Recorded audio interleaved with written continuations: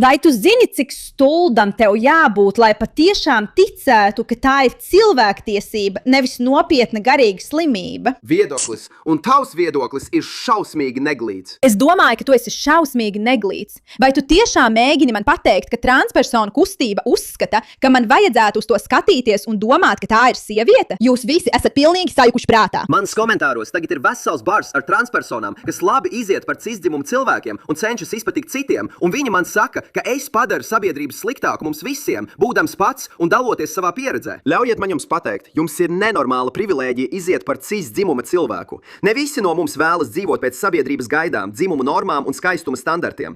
Turklāt skaistums nav tikai izskats. Jā, tieši tā. Tev ir pilnīga taisnība, izņemot to nelielo problēmu, ka, manuprāt, tev nav nekā no tā. Nekā.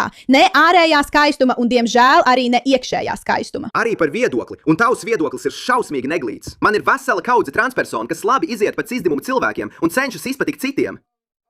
Redzi, kad es noskatījos šo video, ko ievietoja J.K. Rowling, kurā viņa runā par to, ka šis vīrietis domā, ka ir sieviete, un tāpēc, ja tu pasaki kaut ko pret to, tu esi transfobisks problēma. Un tagad, kad viņš vēlas būt sieviete, viņš var kļūt par sievieti un vienkārši ieiet sieviešu vidē un tā tālāk. Protams, viņa saņem daudz kritikas par to, ka vienmēr izceļ šīs transpersonu lietas, bet es biju pārliecināta, ka tas ir tikai viens gadījums, anomālija, kaut kāds traks video. Līdz es nedaudz dziļāk papētīju internetu, un es atklāju, ka, diemžēl, viņš nav vienīgais. Es domāju, kurā brīdī kāds no mums tika manipulēts tā, lai patiešām noticētu, ka šīs ir tiesības, par kurām mums būtu jācīnās uz sieviešu rēķina.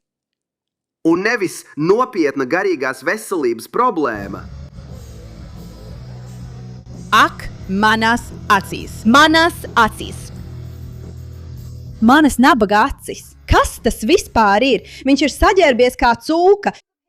Vai viņa? Es pat nezinu, tas ir neprāts. Šie kadri ir neprātīgi. Bet šobrīd es jums rādu ļoti nepatīkamus, satraucošus skatus. Bīstamība šeit nav šie cilvēki, jo šos cilvēkus es ceru, ka visi var paskatīties un saprast, ka tur kaut kas tiešām nav kārtībā. Jā, es tevi saukšu, kā tu vēlies, tikai tāpēc, ka baidos, ka tu mani piekausi. Bet cilvēki, kuri patiešām uzskata, ka viņu kustībai ir leģitimitāte tik tālu, ka šādas lietas būtu jāpārdod bērniem. Un jā, tas tiek pārdots bērniem. Mēs pie tā tūlīt nonāksim. Es domāju, klausieties. Vai es izskatos pēc vīrieša? Jā. Tagad es tev kaut ko pateikšu. Tas tev pārsteigs. Starp citu, arī tu izklausies pēc vīrieša. Un tu man neticēsi. Es neizskatos pēc vīrieša. Es domāju, kā sieviete. Man tev ir jaunumi. Tu nevari mani redzēt. Tu redzi transpersonu. Ak, kungs! Man ir īpašības, kas liktu kādam to pamanīt. Es domāju, ka viņiem iespējams dzimšanas brīdī tika noteikts vīriešu dzimums. Tas nav tas pats, kas izskatīties pēc vīrieša. Visa šī piedzima kā vīrietis lieta mani padara traku. Tu pats sev piešķīri vīrieša dzimumu. Tu biji tas, kurš piedzima. Tu piedzimi kā vīrietis. Tu esi tas, kurš piešķir. Tas nav kaut kas, kas tev tiek piešķirts. Tu esi tas, kurš piešķir. Tava bioloģija piešķīra tev vīrieša dzimumu. Un, kad tev ir piešķirts vīrieša dzimums, tu vienmēr esi vīrietis. Neatkarīgi no tā, cik ļoti tu sevi sakropļo. Tas vienkārši ir nožēlojami. Tu vienmēr esi vīrietis. Parasts vīrietis, normāls vīrietis, vesels vīrietis, garīgi vesels vīrietis. Nē, absolūti nē, nekādos apstākļos. Varbūt ļoti sievišķīgs vīrietis, varbūt vīrietis, kurš ļoti vēlas būt sieviete, bet tu vienkārši neesi sieviete. Pat ja tu izdomā kādu muļķīgu vārdu skaidrojumu, kam nav nekādas jēgas, lai mēģinātu mani pārliecināt, ka es redzu kaut ko citu, jo es esmu rasiste. Nē, es redzu vīrieti, kas ir saģērbies kā sieviete. To es redzu, un to redz visi, jo tas ir tas, ko mēs redzam. Tas ir burtiski fakts. Tu vai nu esi aizmirsis, kā izskatās vīrieši? Nē, nesmu. Vai arī tu neredzi to cilvēku, kas tev tiek parādīts? Tu vienkārši redzi to, kādai demografiskajai grupai es piedaru. Nē.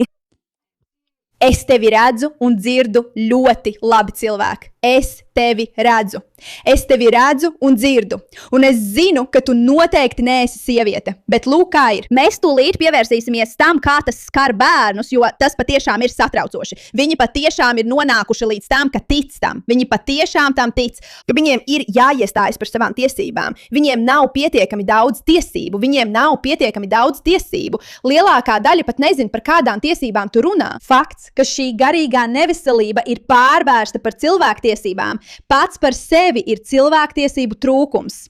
Bet tā ir loģiska saruna citai reizei. Es nedomāju, ka viņi spēj tam tikt līdzi. Tātad, vai jūs esat trans sieviete? Jā. Labi, kādas tiesības jūsuprāt jūs zaudējat kā transpersona? Atvainojiet. Kādas tiesības jūsuprāt jūs zaudējat kā transpersona? Es jūtu, ka mēs joprojām dzīvojam pasaulē, kurā, ziniet, mēs virzamies uz priekšu, bet man šķiet, ka vēl ir daudz lietu, ko mēs varētu darīt, lai ļaujiet minēt. Ļaujiet minēt. Viņiem nav ne jausmas, par ko viņi runā, jo viņi nav pie pilna prāta. Protams, ka mēs esam vienlīdzīgi ar visiem. Piemēram, kas? Mums jānodrošina, ka visi mīl citus tādus, kādi viņi ir. Taisnība. Un arī, ja kādam ir nepieciešama palīdzība, viņš to saņem. Jā. Ja tu kādu mīli, tu rūpējies par viņu un neļauj viņam darīt neprātīgas lietas, piemēram, runāt tā, it kā viņš būtu sieviete, kad tas acīm redzami nav tā. Savukārt tagad ar mums dažreiz izturās tā, it kā mēs pat nebūtu cilvēki. Un kādas tiesības, tavuprāt, tu šobrīd zaudē? Kāda ir viena tiesība, kuru, tavuprāt, tu riskē zaudēt? Es neesmu īsti pārliecināts. Es domāju, ka tas vienkārši ir par to, lai mani pieņem plašākā sabiedrībā. Jā, labi, viņš mums palīdzēs. Tātad šī transsieviete saka, ka viņš cīnās par tiesībām, bet viņš patiesībā nevar nosaukt, par kurām transpersonu tiesībām viņš cīnās. Protams, tas ir diezgan interesanti. Paskatīsimies, ko saka komentāri, jo, manuprāt, mums vajadzētu saprast, ko par to domā vidusmēra cilvēks. Tātad, ja mēs paskatāmies uz populārāko komentāru, kā sieviete, es esmu dziļi aizskarta ar 28,000 patīk, tā kā... Jā, jo tas ir aizskaroši. Fakts, ka viņi ir gatavi izplatīt visu šo ideju, ka viņiem nav tiesību un tā tālāk, un viņi atņem sievietēm tiesības, jo viņus iekļauj sportā un citur, ir problēma pati par sevi. Es domāju, paskatieties, viņi patiesi tic, ka zaudē cilvēku tiesības, lai gan viņiem jau ir piešķirtas daudz vairāk tiesību, nekā viņi ir pelnījuši. Kādas tiesības jūsuprāt transpersonām? Cilvēki zaudē. Transpersonas ir pelnījušas tādas pašas tiesības kā jebkurš cits cilvēks. Es domāju, tas ir pārsteidzoši šajā laikmetā, kad cilvēki joprojām tiek diskriminēti tikai tāpēc, ka viņi nav normāli. Runa nav par to. Problēma ir tāda, ka viss šajā situācijā liecina par psihisku veselības problēmu. Un kāpēc sievietēm, kuras ir normālas un veselas un nevēlas būt apkārt dīvainiem vīriešiem, kuri domā, ka ir sievietes un tas ir dīvaini, kāpēc viņām būtu jāatsakās no savām tiesībām? Tas ir tik vienkārši. Tas ir tāpat kā teikt, ka pedofīlam vajadzētu būt tiesībām, jo tas ir par to, ko tu vari mīlēt, ko tu mīli. Nē, ir jāaizsargā bērns. Un kad ir kāds, kuram ir psihiskas veselības problēmas, parasti šādus cilvēkus ievieto iestādē, lai pasargātu citus cilvēkus no tiem, kuri nav veseli, vai ne? Jo tu vēlies aizsargāt sabiedrību. Kad ir kāds, kurš cenšas panākt tiesības, kas tieši kaitē kādai cilvēku grupai, tad tas kļūst apšaubāmi. Tas nav par to, vai mēs vēlamies rūpēties par transpersonām vai nē. Runa ir par to, ka viņa tiesībām ir sava cena, un šī cena ir parastie cilvēki. Un tas ir biedējoši, un tas ir nepareizi. Un ja tu man netici, ka tas ir biedējoši un nepareizi, vienkārši paskaties šo video, labi? Šis ir drags. Tas nav tas pats, kas transpersona, bet šis ir vīrietis, kas pārģērbies par meiteni. Uzstājas maziem bērniem.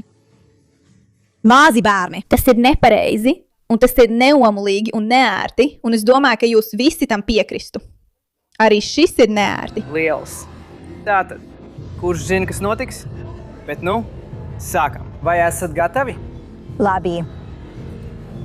Burtiski jebkurš, kam galva strādā, var paskatīties uz šo un saprast, ka kaut kas nav kārtībā ar pieaugušu vīrieti, kurš valkā kleitu un braukā ar skrituļslidām bērnu priekšā. Tāpēc tas šķiet kā bērnu pavadināšana. Tas šķiet nepiemēroti. Tas ir kaut kas, no kā vecāks, kurš patiešām rūpējas par savu bērnu, gribētu savu bērnu turēt ļoti, ļoti tālu prom. Tas ir vienkārši iedzīns. Tā ir mūsu daba, tā ir mūsu izpratne. Un skatieties, mēs zinām, ka pastāv garīgās veselības problēmas. Un šis ir tikai viens stāsts. Labi. Šis puisis sevi raksturo kā trans meiteni, kas meklē izklaidi. Un viņš nogalināja savu mammu. Labi, bet neviens neraksta par to, ka viņš ir transpersona, jo negribētu, lai viņu uzskatītu par rasistu. Un tas vienkārši ir neprātīgi, ja padomā, ka tikai pirms dažiem gadiem NBC, kuri, kā mēs visi zinām, ir progresīvi un traki, agrāk bija pret transdzimuma ideoloģiju, jo uzskatīja to par problēmu un galvas sāpēm. Tieši tā, un viņas visas ir bijušas meitenes. Es netaisos skatīties visu šo video, bet, ja padomā par to laiku, viņi jutās pietiekami brīvi, lai visu to pateiktu. Mēs teicām, ka runāsim par bērniem, un es tiešām gribu runāt par bērniem, jo šobrīd kādā Minnesotas skolā viņi apsver iespēju izmantot translēles, lai mācītu bērniem par kļūšanu par transpersonu. Un tieši tur es novelku robežu. Ja jūs gribat skatīties uz tiem vecākiem cilvēkiem, kuri acīm redzami nav veseli, un mēģināt sevi pārliecināt, ka viņi tomēr ir veseli, un ka jums jābūt laipniem pret katru cilvēku, labi, tā ir jūsu izvēle. Dari, kā kā vēlies. Un tu vari mani saukt par briesmīgu cilvēku, cik vien vēlies. Bet ja tu domā, ka tavam bērnam vajadzētu izskatīties tā, kad viņš pieaug, tad kaut kas nav kārtībā ar... Un ja tu domā, ka ir pareizi, ka skolas normalizē šādu uzvedību vai kopienu vai sabiedrību kādas šauras, neprātīgas ideoloģijas vārdā, tad tu tiešām esi traka. Tām ir dzimuma orgāni, kurus var noņemt un pēc tam nomainīt pret citiem. Ak, Dievs! Terapeite no Minnesotas Universitātes medicīnas centra stāsta laikrakstam New York Post, ka viņi vairāk nekā 10 gadus izstrādāja šīs lēles. Mērķis ir palīdzēt bērniem, citēju, uzzināt par dažādajām iespējām, kādi viņi var būt. Pretīgi, nicināmi, šokējoši. Kāpēc jebkurš normāls vecāks vēlētos mulsināt savu bērnu dzimuma jautājumā? Viena lieta ir, ja kāds jau ir apjucis, bet kāpēc gan speciāli censties izglītot bērnu jau no 4 gadu vecuma? Viss, ko var pateikt, ir tas, ka šī kustība ir ļauna. Un ik viens, kurš tajā cieš, man sirds asiņo viņa dēļ. Es patiesi izjūtu milzīgu līdzjūtību. Bet mēģināt uzspiest to jauniešiem, parastiem cilvēkiem, sievietēm, visai mūsu sabiedrībai, it kā tas būtu normāli, tas ir ļauni un nepareizi. Un tas ir jānosauc vārdā. Paldies par jūsu uzmanību šim jautājumam.